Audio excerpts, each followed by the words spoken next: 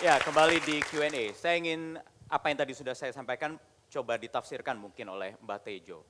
Melampaui batas-batas apa yang dipersepsikan orang-orang saat ini terkait kasus ini, Mbak Tejo. Ya, saya akan mengoreksi bukan sejak zaman Belanda. Saya bisa sebutin nama-nama orang-orang Jakarta artis yang terkenal, tapi nggak etis saya sebutin di sini di waktu zaman Belanda. Tapi pelacuran kompromi melakukan sesuatu untuk kompromi terhadap keadaan karena digencet oleh sistem, korban dari sistem bahwa tas harus Ermi, itu korban dari sistem. Maka dia melakukan itu bahwa namanya senang-senang itu menurut sistem ini adalah harus ke Bali, dia korban dari itu kalau saya bela dari. Korban nafsu.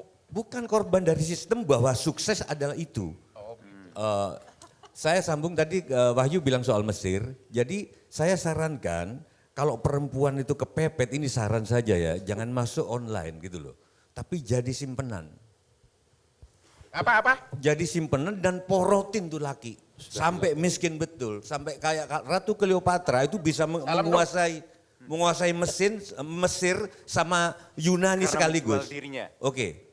Sama Yunani sekaligus. Dia dapat tanah banyak banget yang kalau di Jakarta itu mungkin menteng gitu loh. Kalau bisa Karena mengeksploitasi dirinya. iya, sekalian jadi simpenan, porotin tuh sampai miskin si laki itu. Saranku Dengar ini gitu. mungkin Mbak Budi ini bisa Dan mungkin menjawabnya sebelum nih, itu Mbak Melisa. yang kedua adalah Kalau untuk Bang Hotman susah miskinnya. bisa aku ada beberapa contoh lah, tapi nggak usah. Pak Frans, bisa nggak sekalian dibuka Pak? Dan tadi Angie sudah sebut 23 triliun. Kan semua tahu kalau Piala Dunia itu kayak apa bisnis prostitusi. Semua tahu kalau Olimpiade itu gimana bisnis. Udahlah jujur-jujuran aja.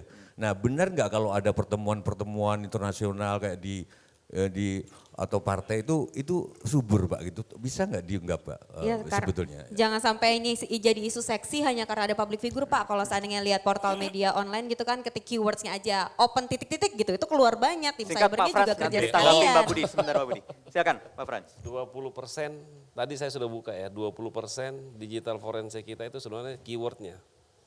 Keywordnya kalau saya katakan 20%, itu baru 20%, masih 80% lagi. Saya sudah mengatakan ke Mas Sujiwo Tejo bahwa hal itu ada Mas. Hal ada, yang ada berangkat ke luar negeri dan kemudian melakukan itu sudah ada. Pejabat Pak ya? Ya semprit lagi nanti Komnas Perempuan. Jadi Saya nggak mau setiap kali dikontrol ada kali. pertemuan-pertemuan internasional, pertemuan-pertemuan partai, pertemuan kongres-kongres di daerah itu sekitar itu pasti tumbuh bisnis itu. Yang jelas ke luar negeri. Pak Budi. Ya, sebetulnya yang ingin saya garis bawahi adalah di dalam konteks kasus VA ini sebetulnya esensi pengungkapan ini sendiri itu apa? Terkait juga dengan dikaitkan dengan penegakan hukum gitu. Saya sebut korban yang sudah tercabik-cabik haknya, privasinya, dari stigma dan sebagainya ya. Dan tentunya ini juga perlu dipikirkan bagaimana perlindungan saksi korban itu sendiri gitu. Kembali ingin saya sampaikan juga bahwa konstruksi kita, konstruksi sosial tadi sudah disampaikan juga dengan oleh Bang Jiwo bahwa ancaman itu bukan fisik saja, tetapi ancaman misalnya menagih sesuatu yang ini kan modus operandinya itu kan boleh saya katakan masuk di dalam ranjau-ranjau. Siapa yang memainkan tadi sudah disampaikan juga mucikari misalnya dalam hal ini. Jadi di satu sisi mengiming-imingi calon korban dengan situasi yang sangat mudah bisa mendapatkan duit yang banyak misalnya, kemudian juga dari calon pengguna misalnya seperti itu. Nah ini yang menarik adalah bahwa sempat terpikir juga bahwa seberapa sih sebetulnya kalau kemudian dimunculkan 80 juta dan sebagainya, ini kan seolah-olah jadi kemudian tadi sudah saya sampaikan ya, jadi membangun image lagi dan ini menurut saya karena ini sudah menjadi konsumsi publik, kemudian media dan juga dalam hal ini polisi jadi blunder gitu ya. Jadi kemudian apa? Kemudian yang memunculkan adalah kembali lagi korban dan impunitas buat si pengguna ini dan kemudian siapa yang berkuasa? Kembali lagi perempuan tereksploitasi lebih banyak ke hal itu dan semoga dengan nanti rencana undang-undang penghapusan kekerasan seksual yang sudah masuk ke prolegnas ini segera disahkan dan itu paling tidak bisa mengurai seperti itu. Perdagangan manusia begitu Mbak Budi ya. Melisa tadi terpotong, silakan lanjutkan tadi. Belum jeda. Oke, Saya melihatnya begini, bahwa sebuah keluarga itu memainkan peranan sangat penting dalam membentuk nilai-nilai, konsep diri, kemudian esteem, dan membentuk bagaimana seorang anak memandang tentang dunianya, tentang dirinya, tentang relationship-nya dengan orang lain. Jadi saya menekankan pentingnya setiap keluarga untuk membina kedekatan emosional dengan anak-anak, antara orang tua dengan anak-anak. Bukan berarti keluarga itu harus yang berhubungan darah, tapi juga bisa significant others-nya. Kenapa? Karena ini penting sekali untuk seorang anak belajar bagaimana dirinya, bagaimana survive dalam dunianya seperti ini.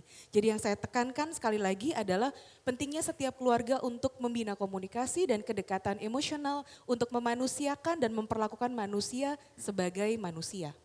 Bagaimana dengan seperti kehidupan dunia entertainment, artis seperti Katy tadi yang menjadi korban fitnah, pencemaran nama baik dengan berbagai praktek yang dikaitkan dengan prostitusi online. Bagaimana membentenginya? Oke, gini, terkadang kita tidak bisa, kita tidak terlalu bisa mengubah sebuah situasi atau lingkungan. Kita bahkan tidak memiliki kontrol terhadap bagaimana orang lain akan memandang terhadap kita ataupun berkomentar terhadap kita. Namun demikian setiap orang punya pilihan bebas untuk memberikan responnya terhadap hal-hal tersebut gitu. Tadi pertanyaannya gimana sih untuk membentengi? Well, dunia entertainment memang berada di panggung di mana orang akan cenderung melihat. Spotlight ya? Ya, jadi spotlight gitu untuk melihat hal itu. Sehingga menjadi entertainer bukan hanya satu privilege, tapi juga responsibility untuk publik. Menurut saya begitu. Oke, Mungkin baik. pilihan- Sebenarnya saya ingin lempar ke Halo? Katy, tapi waktu kita terbatas atau mungkin Boleh? bisa singkat saja Katy, message yang ingin bisa disampaikan ke publik terkait kasus seperti ini sebagai seorang artis, public figure. Kalau Singkat saya saja. sendiri hanya bisa ngebahas tentang kasus saya ya, di mana di sini saya melaporkan karena saya seorang public figure, saya punya tanggung jawab, tetapi saya juga harus bisa membela diri saya tidak bisa diam saja kalau misalnya sudah ada spekulasi negatif ya kan, karena saya adalah seorang ibu juga, saya bukan seorang public figure aja, saya punya keluarga, orang tua, saya punya anak 2 yang sudah sekolah, jadi di sini kehidupan sosial saya terganggu, jadi saya tidak bisa diam diri, jadi saya hanya mau mengklarifikasi aja bahwa tidak benar Ada untuk dunia kasus privasi saya. yang terganggu Privasi di saya situ di ya? sini terganggu, kehidupan sosial saya Oke. juga. Oke, baik, terima kasih. Saya ingin penutup dari Chania. Ada epilog yang ingin dibacakan, silakan Chania.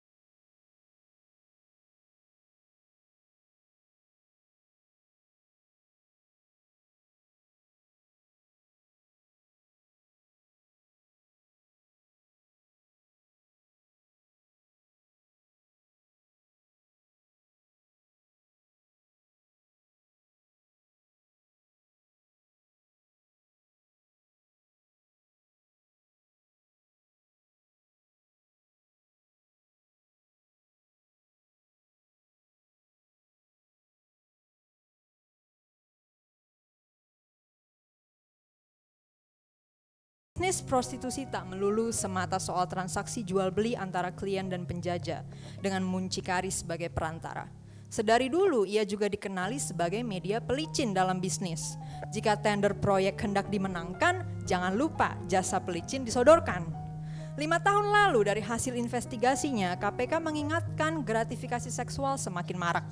Jika kita berhenti bertanya dan hanya soal 80 juta bisa untuk apa, padahal bisnis ini muaranya bisa kemana-mana, mata kita tidak akan pernah berpaling untuk hanya sekedar membingkai kasus ini dalam sensasi yang menempatkan pesohor yang terlibat menjadi korban bullying se-Indonesia.